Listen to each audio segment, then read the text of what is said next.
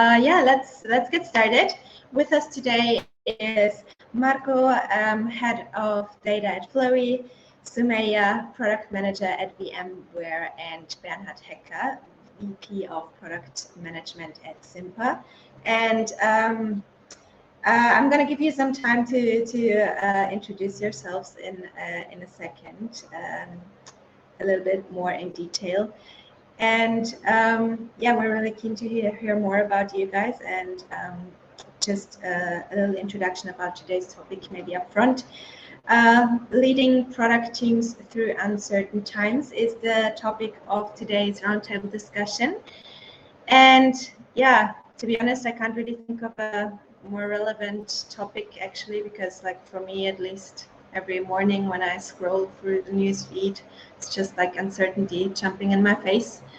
So yeah, I'm keen to hear how to deal with that, how you guys deal with it, and yeah, maybe let's get started. So the first question would be just maybe to introduce yourselves and tell us a little bit about your experience with leading teams, especially product teams. And maybe let's randomly start with Sumaya.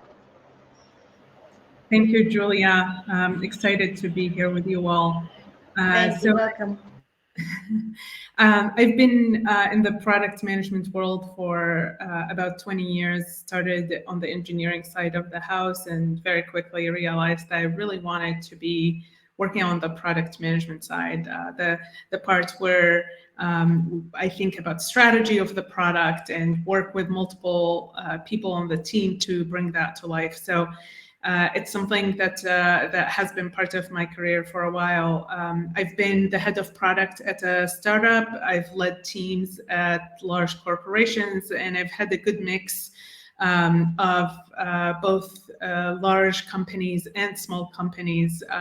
And I find the things that make both hard or product management hard to be similar in both. And they revolve mostly around people and around managing tensions between two things that are great on their own, but doing too much of either one can be too bad. So I'm excited to have this conversation and to talk about the challenges of product management and opportunities in uncertain times. Back to you, Julia.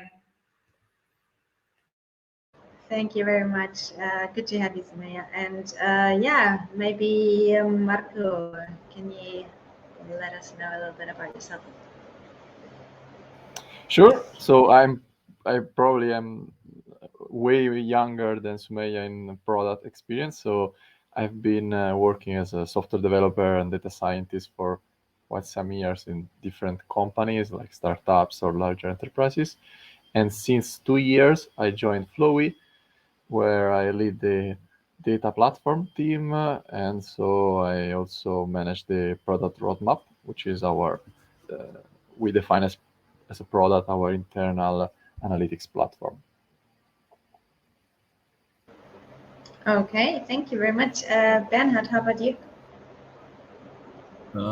Yes, hi everybody. I'm Bernard, and I've been in product for something over 30 years, always doing software, always doing B2B. Yes, I'm that old.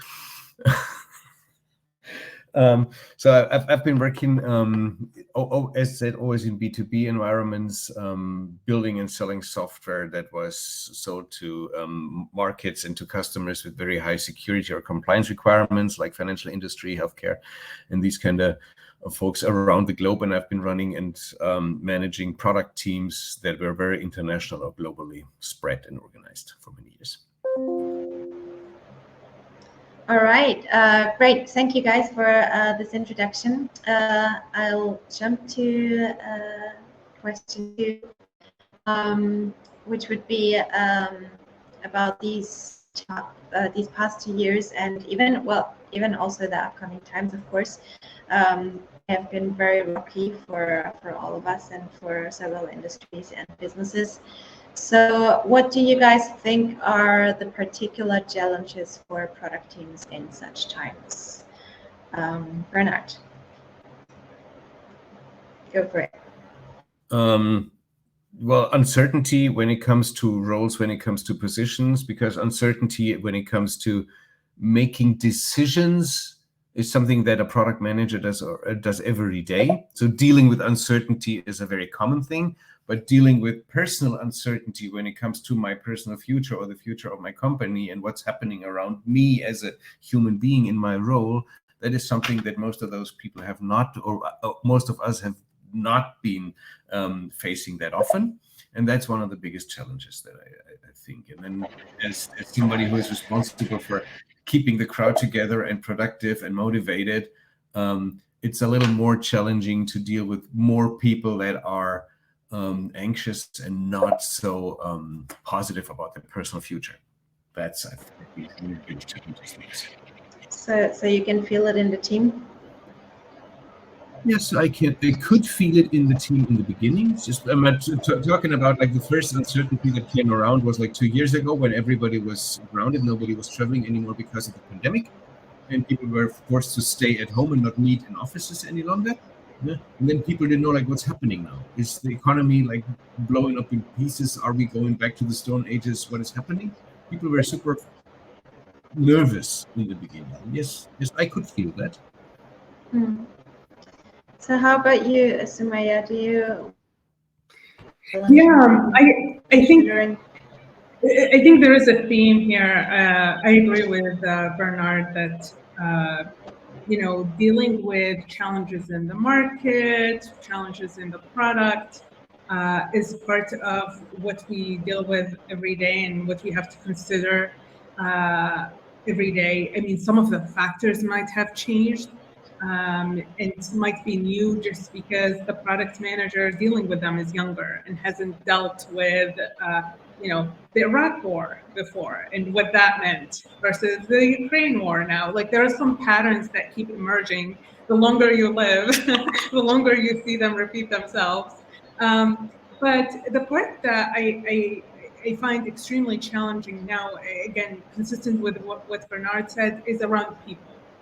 So anyone who has been working in product for a while and working with people for a while, if you have been co-located with them, you might have developed certain styles, certain approaches to influencing, certain approaches to understanding and communicating. Basically the shift and the change in culture, both in the workplace and outside, has generated new sets of expectations and challenges. So what does that mean? It means specifically for product leaders, how do we manage a different kind of workforce than what we had to deal with in the past? How do we build the kind of culture that is generative and corresponds with what our teams want for the future versus what we were used to? I think there are some values and beliefs that remain consistent, but how they manifest looks different. Specifically around the hybrid workplace, specifically around what do practices like interviewing and building trust and removing bias, what does that look like as we work in a different way? So those are all things that keep shifting. I don't have the answers for a lot of these challenges. I know I keep on learning every day.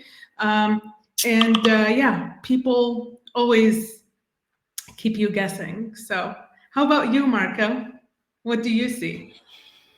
Yeah, I think that we as humans, we have a bias that for us is quite hard to imagine or expect uncertainties. Now our brain is more used to imagine that the scenario will stay as is, and so we would like to have a plan that assumes the conditions do not change, and we would like that our plan just happens.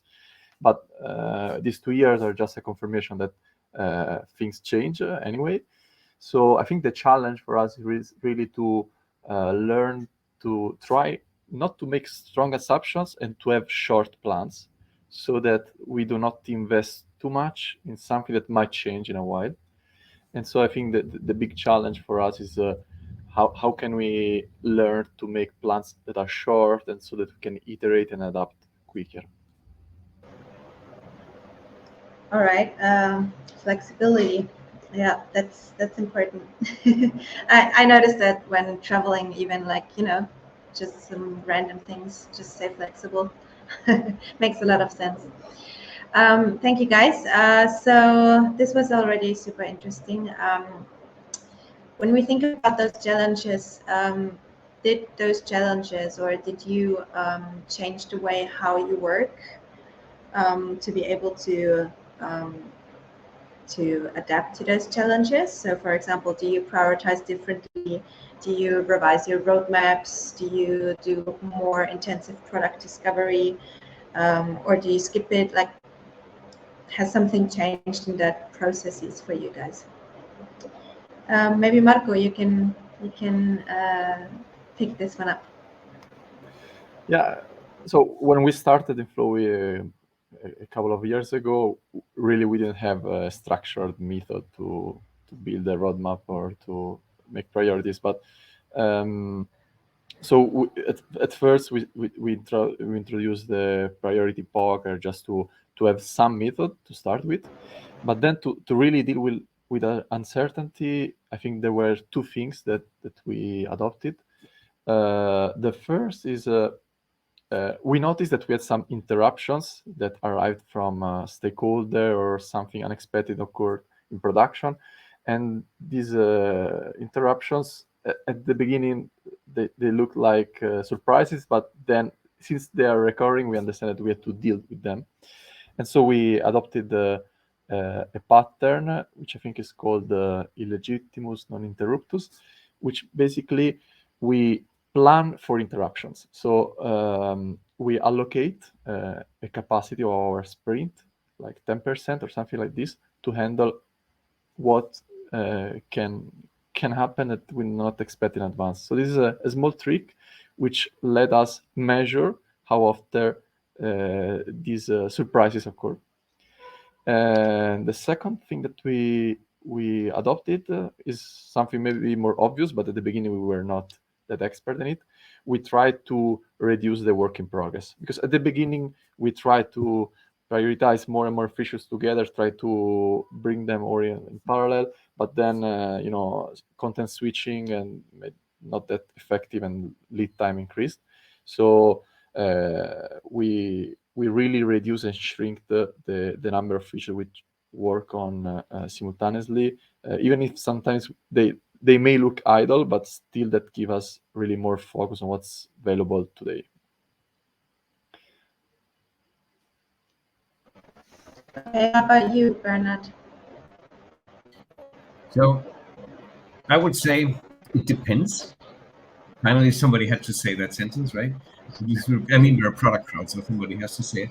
Well, did our processes and decisions and so on change? Well, it depends on the product you're selling. Is your offering that you have for the market, are the products, and is your strategy and your vision affected by those uncertainties in the times or not?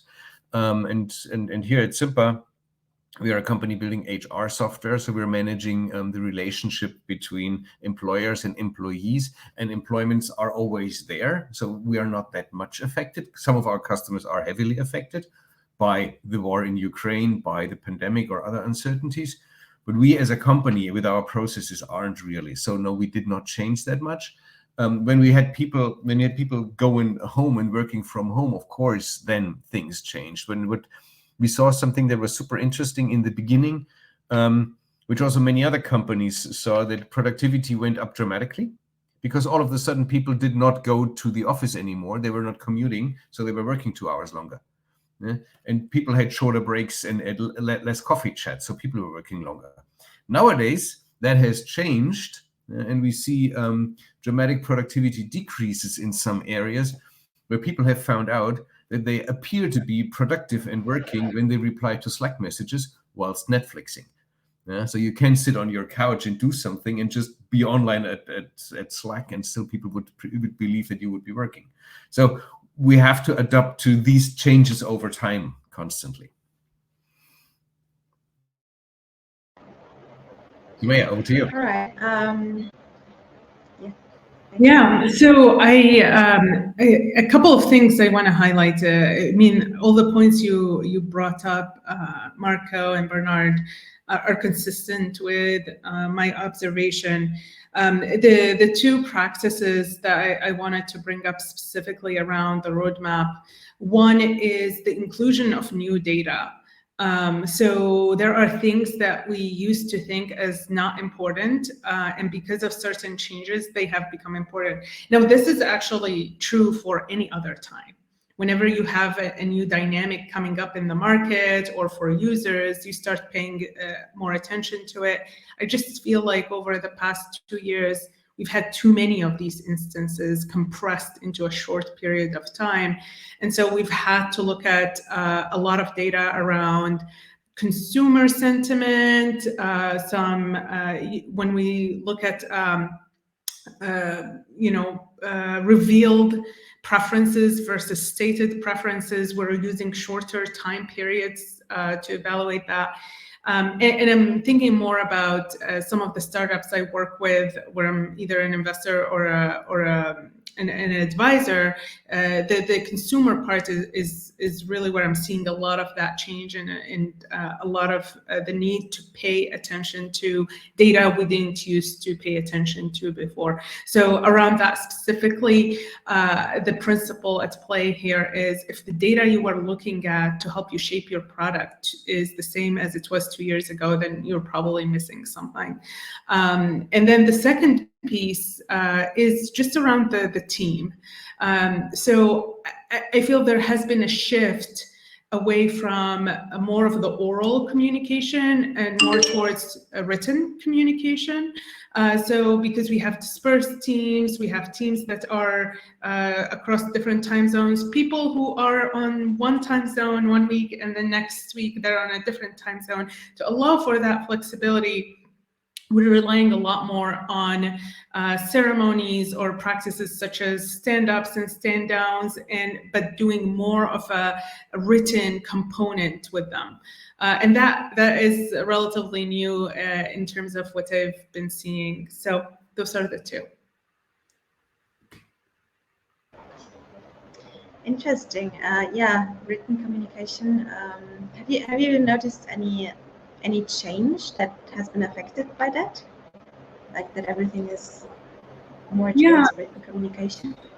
So what I would say for that is, I think there was a little bit of resistance in the beginning. We all like to communicate in one specific way. And what I found is, especially people we hire, they were hired with a different set of expectations, and people were really good at speaking or oral communication. Doesn't mean necessarily that they're really good at being at written communications. That's one. Two, the frequency of it. So you might just meet with someone for half an hour and tell them all kinds of things in that half an hour, but then written communication might have that same messaging might need to be broken up into different pieces throughout the day. I highlight a couple of these examples because every person has a different journey towards that realization. And then as a culture, a company or the company can realize, oh, we need to move more towards this type of communication, and then they establish norms or rules or expectations. But we've all been going through that experiment over the past 2 years. Think about it. Think about the progression. We went from being together to not being together. And then there was a period where we either get on Zoom or nothing gets communicated, maybe a little bit written.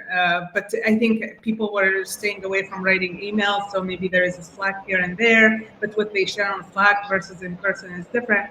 And then if you think about the evolution of what's happened is some people caught up very quickly to the written thing and some people didn't, and they were left behind. And then leadership and different teams or self-organizing organisms created norms around, oh, we expect you to share with us when this happens and share it in this channel. And now I think a lot of these cultures have moved to this place where there is an expectation around more written communication. So I just wanted to share that view of the journey to say there was a lot of change for people. We look at it now and it seems like the smooth curve or the smooth movement, but throughout it, imagine miscommunications happened, people didn't understand something that was expected of them, and I think we're in a better place a little bit there. Yeah, definitely. We're all learning here. So the next one is a little bit, yeah. Sorry, there's a question from the audience. Have you seen that? I think it's super important. Yeah, we do have, of course, time for the questions. Let me just quickly check. Okay, so do you treat customer feedback differently during an economic downturn? And no, not this one. So I can read it to you. It's in the chat. JT is asking, can I ask a question to the panelists? Speaking about the war in Ukraine, I was working with an international team with half the team out of Ukraine when the war broke out. None of us knew what to say. I didn't feel right to continue as usual. It didn't seem right to talk about what was happening. We all cared about their well-being, but we were unsure how to proceed. What are some ways the panelists would approach when something catastrophic happens to team members in another country? Tough one. Bernard, would you like to give us your input on that? It is tough, it's difficult, but I still think it's super important because many of us had those situations or similar situations. I started hiring people just after the war broke out, and I had a lot of applications from people from Ukraine and a lot of applications from people from Russia, who just wanted to get out of their home countries in order to live somewhere else where they felt safer. So I have a very personal opinion on that, and that is you take a standpoint, and this is half political, right? You take a position in a conflict like that, so you're either for the one side or the other side, and then you stick with it. And with the war in Ukraine, it's pretty clear there is one aggressor that is attacking a free country and is killing people there. And your team members from Ukraine were heavily affected by being attacked. So I do not think that you shouldn't talk about it. I think you should. It affects you. It affects your friends. You feel uncomfortable with it. You need to talk to somebody about it. And then why not talk to the other team members around you who also feel sad and unsure about what to do with the rest of the team members that are in Ukraine. And the second thing that you, of course, can and should do then is try to find out how to help as many as possible of these people that are affected with whatever you have, right? Make space for their families to come to visit you. So it's impossible for men above 18 to leave Ukraine because of the general mobilization of the Ukrainian army, but everybody else can leave the country. Why not support their families and give space to them, or do whatever else you can to support them? That's what I would do. Speak about it, be clear about your standpoint, and help wherever you can. Marco. Yeah, I would add also that if your team members from Ukraine also, you have the perception that they might be uncertain about what's next after the war, no? Then I think if possible, you would like also to be transparent on maybe that you still think they are part of the team, and once things get better, you really would like to have them back as usual. So I think on the long term, also giving a hope that would really help. Sumaya? I think I agree with all this. I would just add to everything I just heard is showing up with real compassion. I think we talk a lot about psychological safety and being flexible and being supportive, but when you're talking about a protracted conflict and something that lasts for a long time, are you going to be able to show up with compassion every day for months and be able to be considerate and empathetic? I think that's hard. And the company can have a policy, but then you as a people manager, how do you show up for your team members? I think that's where the hard work is, especially if the company has a policy, they're saying we're going to be supportive, we're going to provide resources, etc., which a lot of the large companies have said. I've heard so many great things from different CEOs, KPMG, Moderna, many of the big companies have shown up in a good way that way. But I think it's down to the managers of people to continue showing up in an empathetic and compassionate way. Thank you so much, guys, for sharing that. Really important. And thanks for talking about it. So this next one is also a little bit of a tricky one. So let's say you are requested by the board to cut costs in your team. How would you go about it? And Marco, would you like to start with this one? Yeah. So I think that the answer really depends on the size of the company. We are quite new companies, a little bit more than 2 years old. So in the last 2 years, we were going out on the market. So we always give priority to speed of delivery. So we wanted to have more and more features as soon as possible. And this sometimes also means higher costs. You know, when you want to build the features or some backend engines or data processing engines and you want to do it fast, then you just, if you're in a cloud environment, increase the amount of resources, and you don't really put enough attention to cost optimization sometimes when you talk about the resources. So I think that that's also space for cost saving once you need to do that. No? So once you're required to cut costs, then it's time for the team and for our engineers to look at what we do, our processes, and see what can be optimized. And since we give so much priority to speed, we have space for optimization in that sense. What about you, Bernard? You already said it depends, but I would like to repeat that. Not only for to give Uyen the chance to kind of put the counter to 3, but it depends on so many things. Like if you have to cut costs, why do you have to cut costs? What's the reason? What do you want to achieve? How much cost do you have to cut?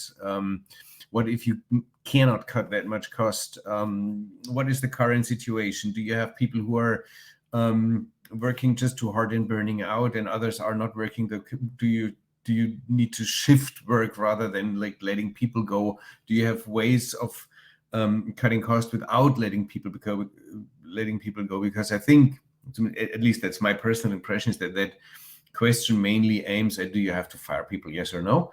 There's many other ways of cutting costs, especially if you face situations like the Corona pandemic that we faced a couple of years ago, when we just cut travel. And nobody was traveling anymore, and we sent people home. So we could even reduce office space costs dramatically by people not having working for us, and many more things. So it literally depends on the situation that you're in and the goals that you have. Sumaya. Sorry, I was finding the unmute button there. So, you know, one of the things I think about when thinking about cutting costs, it takes me back to the beginning of my career. So I worked at General Electric for some time. I was part of this corporate function that really focused a lot on efficiency and cost cutting. And so when I approach cost cutting, I think about what I learned there. First, if you're cutting costs, it's very hard to be growing at the same time. It's just a different kind of energy, different kind of mindset. So be very careful about how you approach it with the team. And then the second lesson is actually something I learned a lot later in my career, which was involve everyone on the team in the analysis and the recommendations around cost cutting. I think a lot of people have the misconception that this decision should be made at the top level and made hush hush, and then it comes down. But the reality is the people on the ground actually have sometimes a better feel for what to cut out and what to keep.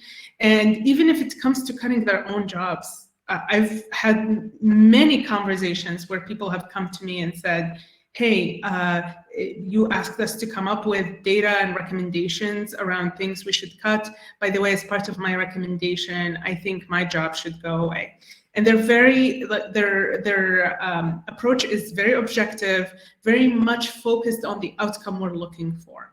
And so those are the two things I use to this day is one, wherever you have a growth opportunity, leave a lot of the team's energy focused on that. And then the second piece, when it comes to cost cutting, be a little more inclusive in asking the right questions. So the questions are one around what are the repetitive processes that we're doing and how many of them can we reduce or get rid of or eliminate? And two, what data can you see that allows you to determine that we should get rid of this process or this product or not go after this customer base, etc. So a lot of times there are insights that come up there that I don't see from any other level of the organization.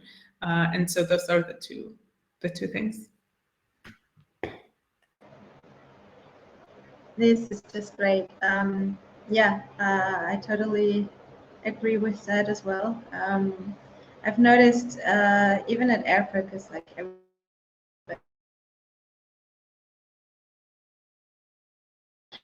so now I have a question about skills. What are some soft skills and hard skills that you think are more relevant than ever for leaders of product teams to deal with uncertainties? And also, what are the qualities you would like to have your team members to have to overcome these challenges together with you in the team? Bernard.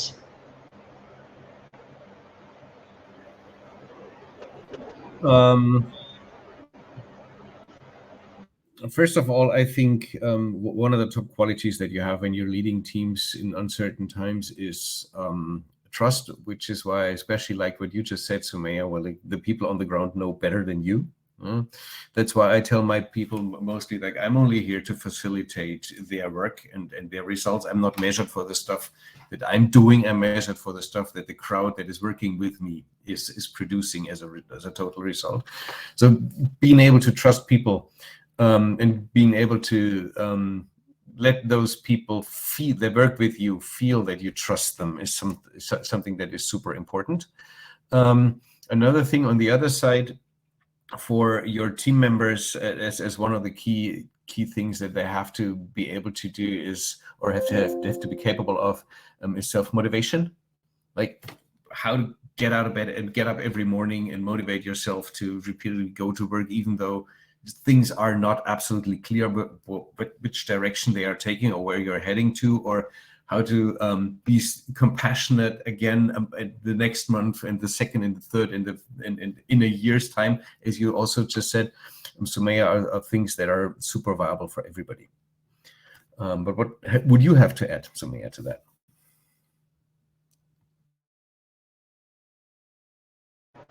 So for me, I wanna add a couple of things, and one of them is not really a skill; it's a mindset. And that's growth, the growth mindset. If you have not come across that term before, I encourage you to Google it. It's extremely important. Basically what it is in a nutshell is someone's view on the world and ability to take challenges and opportunities in a way where they say, oh, I can learn from this and grow and change in a positive way. And so that to me is the most important thing you can, as a human, train yourself to have. It doesn't matter what the change is, it's about how you view it, and how you then view the rest of the world around you. people who have a growth mindset are able to, I don't want to use the word change because we use the word change so much, evolve and redirect and refocus extremely quickly. And they are able to, and they're contagious with that energy. People who don't have a growth mindset, everything they see, they're like, oh, it's a threat to me. It's gonna cause me to fail. It's gonna cause the team to fail. They view it in a pessimistic way. And so that also is contagious. And so yes, the most important thing to me when it comes to any team member, whether product or engineering or sales or customer support, is to have that growth mindset, and it shows up every day in the way they do. And do not confuse that with toxic positivity. There is an equal amount of skepticism, people asking why are we doing this? How are we doing it? What are we doing about it? As well as, oh, let's give it a try. So I want to just actually share that one. Growth mindset, if you have that, everything else can be figured out. How about you, Marco? I think I would like to mention also something linked to motivation, like Bernard said before. I have noticed that there is one thing that really can demotivate team members or software engineers, is that when they put a lot of effort and energy into developing something, it takes a bit long because it's complex. And then when things are out, then outside the company things can change, and that's not as valuable anymore. So that sometimes can happen, and this really demotivates. And so I think a really important skill of a team leader is to make sure that the priorities and the values that the company wants to develop is really clear and all the team is aligned. Because when they are working on something, it's really important to know what's our roadmap and what we want to do, and that has to be updated quite often. Because every day, every team member is making some decisions. Now, maybe I want to invest more on this feature or to avoid some technical debt, or maybe I want to do some technical debt today. And so I think as a team leader, you really need to make sure that every week or every you determine the best frequency, but you want to have the team align on what's our vision and our roadmap. Marco, I was surprised you didn't talk about data. I really expected you to talk about data skills. I mean, three of us talked about the soft skills that are so important, because I guess we realized that the hard skills you can pick up fast. It's the mind that's the hardest part. Yeah, maybe I take that for given. That's a bias probably. I love it. You touched something, Marco, that is super important, that I've been telling people that I hired over the last, I don't know how many years.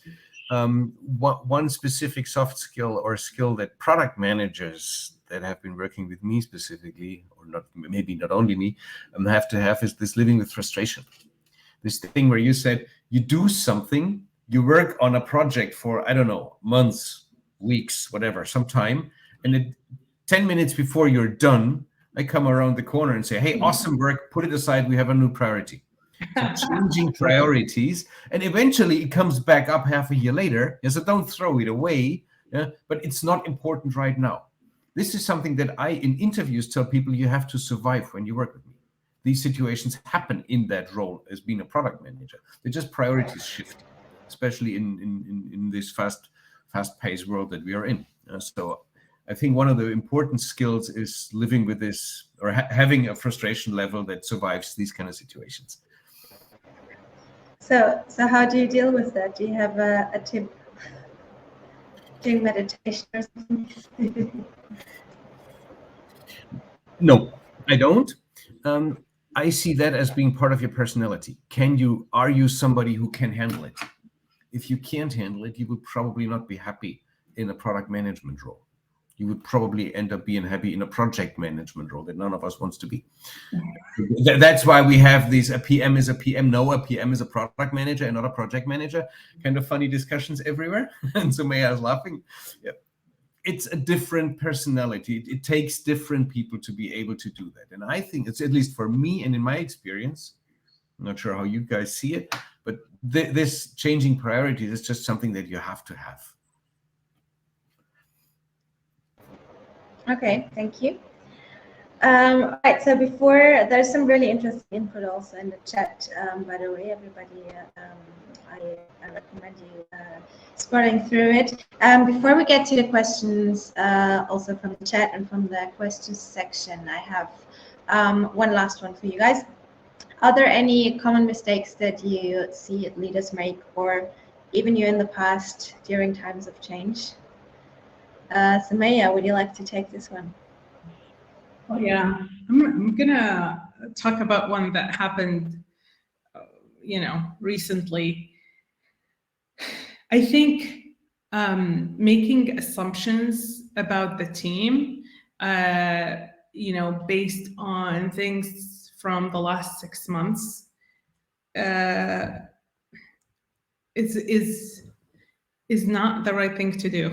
With all this stuff shifting around, I have found that a 6-month feedback loop is too long, specifically when it comes to people. So this is something that I'm working on, is to shorten that loop. With my team members, I have weekly one-on-ones. The frequency of the communication is there, but then when we're starting to talk about different other levels of the organization, what's the frequency of that communication? What we know was true 6 months ago, is that still true?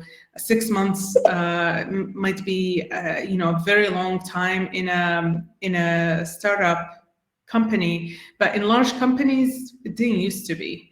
So now my learning here is to just expect the rate of change to be a lot faster when it comes to people, whether it is in a large company or a small one. So that's, the biggest one. How about you, Marco?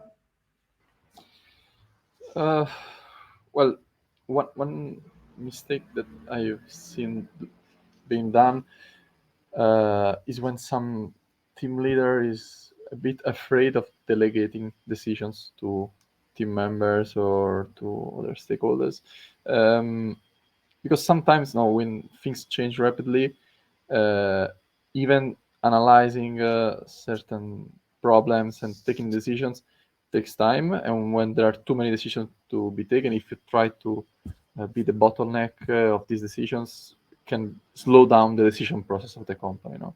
So if there is too much concentration of decisions on one person, then you can slow down the responsiveness of the team. And also you miss the opportunity, like you were saying, Sumaya, before, to let people grow, because when you give responsibility to team members, then it's huge space for soft and skill growth. So this is, I think, one mistake that I see doing, and I try to fight it against for myself. What about you, Bernard? Biggest mistakes, two actually that I would personally see. One is lose contact with the people that you work with, be it peers, be it the people that are working in your teams, because you're all working remotely all of a sudden, or you do not have that office coffee chat interaction anymore. It happens easily, and the things that I mentioned before, that you're productive, or you seem to be productive when you're Netflixing and available on Slack at the same time, does not only apply to the team members that you have, but also to managers at all levels and leaders on all levels as well. So don't do that. This is one thing. The second thing, whilst I have been saying that, is you should also be careful that you should not lose trust in your people, because as soon as you do that, you're lost and you're alone. So those two things are probably the ones that I would point out here. Okay, thank you very much for that. Now, I have been looking into the questions, and let's maybe start with this one here. Give me a second. Okay, the first one would be during uncertain times, startups are always facing the challenge of product market fit, and in many cases have to adapt, pivot to survive. My question is, as a founder or product team, how to know when to stop and rethink our approach, how to know that our approach is heading the wrong way. I give you a second to think about it. Who would like to jump in? I can go. Okay, thank you, Bernard.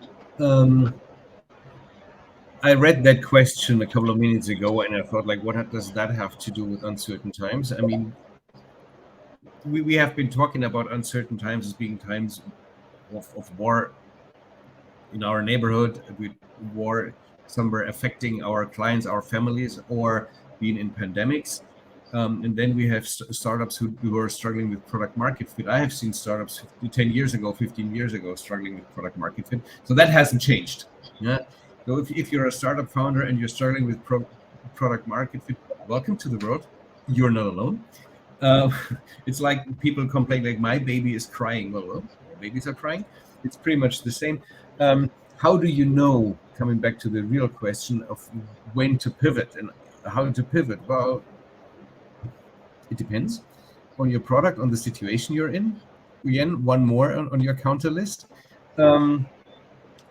You probably know when you cannot find customers who are really interested, or if you cannot convince somebody that the problem that you're solving has really been a problem for them. So the big question that you always have to ask yourself when you are trying to find product market fit is, what is the underlying problem that you're solving for people, and how do you make the world better for somebody in some way, more efficient or whatever? And if you cannot describe that easily, then it's time to pivot. Sumaya. I agree with what Bernard said. The question of product market fit and when to pivot is a classic question. It's never going to go away. Through wars and all kinds of disasters, we'll still be asking that question. I think there are patterns that we see, or that I've seen in startups and large companies whenever we're working on a new product or a new innovation. And the questions are all about, usually, have we given this enough of a chance? What are these indicators good enough for product market fit? Are we getting enough of that pull? Is this data, is this signal or noise? I think those questions remain true, and the same advice you would get now, or that you got 2 years still apply 2 years ago or 5 years ago still applies today, which is as you figure out the hypothesis you're trying to solve for in the early days, that's the time for you to figure out what is the data that's going to tell you that you're successful. If you are a B2B business or a B2C in a very specific market, the data is different, the market is different. And so as you figure out your hypothesis, even before you build anything, figure out what is the criteria for success. Because there are so many dependencies or so many factors that can go into that. And then as you build a product that you take out to market, you're going to get feedback from your customers. You're going to look at your actual revenue patterns. You're going to go look back at those questions you asked early on in the hypothesis phase, and hopefully then determine with the real data that you're seeing whether it's time for you to move on or not. And then the next question, actually, of whether you have achieved product market fit or not is, what do you do next? Is it a change, an iteration on the hypothesis and an iteration on the product? Or is it a complete pivot to work on a completely different set of problems and different markets, etc.? So each one of these levels of the problem are interesting enough, and they all have different kinds of considerations and problems, or considerations and equations to look at. How about you, Marco? Yeah, I definitely agree with you, Sumaya. I think it depends on the data you have. So you can have some quantitative data or KPIs that you can measure. Of course, there can be some more qualitative feedbacks which you can get from customers that can help you to give an explanation of why you see such data. So, for example, if you have customers that are abandoning your product, maybe there is quite some valuable signal there. I think that what helps is because when you make a plan, it's based on some assumptions. It helps to write down that assumptions. So say, for example, the 1st of January, we assume this and we plan to do this. And then to try to look at how you are doing quite often, like every 2-3 months, so that you can make your question about the market fit more often, and to look at back at how you have performed. So if you see that on more iterations you are always doing over and over wrong assumptions, then that's maybe a hint that something is not working. But if you wait longer to measure this, then it's too late. There is a very important book that I think everyone who has this kind of question would benefit from. Actually, all PMs would benefit from it, around decision hygiene and helping you uncover biases in your own decisions and understanding the data that goes into a decision very quickly. Is by Annie Duke, and it's called Thinking in Bets.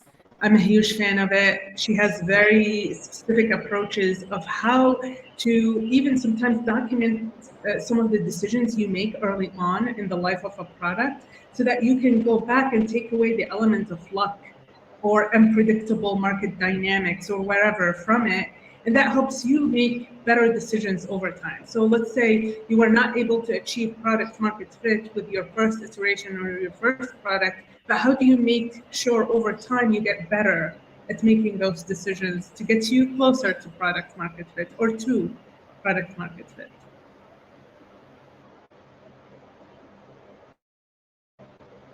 Thank you for sharing that. Yeah, maybe also drop it quickly in the chat for everyone to maybe just quickly take a screenshot and get it on their reading list. We have another question from John. So John said that last week's the roadmap has been changed 4 times in 4 days. Any advice on how they can continue to deliver exemplar product discovery work when this happens, when it gets changed just every day? Who has a good tip for John? I don't know about everyone else, but I have so many questions around what the word change here means. Like, yes, and more. So more, it depends, I guess. Maybe John could quickly elaborate in the chat if there's time. So Maya, you want to go first with your questions? well, I'll go through my questions and through like why I think these questions are important for us to understand, because in principle, 4 changes to our roadmap in 4 days is not good practice. But what does the word change here mean? Is it new information that was provided to the team, and it was phrased in a way, hey, here is new information that might lead you to change your roadmap? Or did someone actually change the roadmap 4 times based on brand new information every single time? And if the answer is one or the other, then what was driving that change in information? Number 1. And number 2, at what level of details is this roadmap? Because you have a roadmap and then you have a feature list and then you have all kinds of like abstractions on what the team needs to work on. And if the roadmap is changing that frequently, I'd love to understand the dynamics. As an initial reaction, it sounds untenable and something is broken somewhere. But I've also, started using the it depends thing a lot more, because I don't know really. Maybe 4 CXO changes in 4 days. I don't know really what's going on. So give us some more info, please. I'm not sure if John is still here. Anyways, maybe Marco, Bernard, you have some input there? Well, maybe the question is, does the person in charge of the roadmap feel an issue or a problem with changing that often the roadmap? Because maybe there is no understanding of what's the effect of this on the work of the product discovery, etc. So probably it would help to have more an alignment or some shadowing to explain, hey, what's our job and what is the best way to engage our team, and to make some clear expectations and to avoid some misunderstanding. Maybe it's not felt what are really the impact of that frequent change, if it's an issue. That's the thing. I don't know, Bernard, if you want to add something. I just have millions of questions, I think. So one would be it said that C-level CXO changed the roadmap 4 times in 4 days. Like, what is the motivation behind it? Who is that? Why was this a single occurrence of that happening, or does that happen every second month? That would be one question, or 2 questions already. Another question would be like, what is your roadmap? Because something that changes 4 times in 4 days is not a roadmap, probably. Eventually, it's a release plan, or it's a task list with tiny little items for engineers. But a roadmap is, at least in my world, is a document to communicate the product vision and the strategy. Vision and strategy, 2 things. And the release plan is something where you talk about things that you work currently on. So how do you get things on the roadmap? And as Sumaya already asked, like, in what detail level do you have that? And what are the contents and how does it look like? And do you still have dates on your roadmap, or are you done with that? Or finally, and many more questions. So I think a roadmap, just the system or the process behind that question is broken at very deep levels. You should just revisit it and then think about, what do you communicate to the C-level and why, and how do you align with them? Because if there is more alignment with the entire company, if your product strategy and vision is in alignment with the company's strategy and vision, then it's probably not going to be changed any longer that much. By the way, this is part of one of the things I think a lot of PMs struggle with, which is, on one hand, they think they should be very transparent with the team and share information with the team as it comes up. And on the other hand, overloading the team with information and changes that feel like they're too frequent and create that beehive model. You go from just being agile to all the way to beehive, like flying at each other. And I feel like, if you have new data 4 days in a row, probably on day 2, you would have said, I had new data yesterday, I shared it with the team. Today I have brand new data that changes that. Maybe let me hold off on that at least 1 more day, because the next day you got new data. And then it seems like that there was a 4th day where you had new data. And so I think there is a balance there. Sometimes opt to not be transparent for the benefit of the team. I think that looking at it as transparency versus hiding something is actually the wrong framing. But I've just heard a lot of PMs talk about it that way. It's all about letting the team have the cognitive capacity to focus on the things that matter today. And so protect the team that way.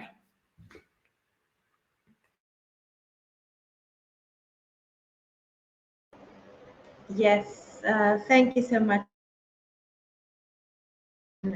That just brought up more questions, and actually I think that's a perfect way to end this session. As product managers, I like to consider them askers of many questions as well. Thank you guys so much for this really interesting talk. We really have to wrap it up now. We're a little bit over time already. Time flies. It was super interesting. Thank you so much. Thank you for everybody who joined. As I said before, we're going to send out the recording to everyone who joined, and also to the one who couldn't and have registered. Thank you so much, and I wish you all a great rest of the day or morning or evening, wherever you are. Thank you. Thank you.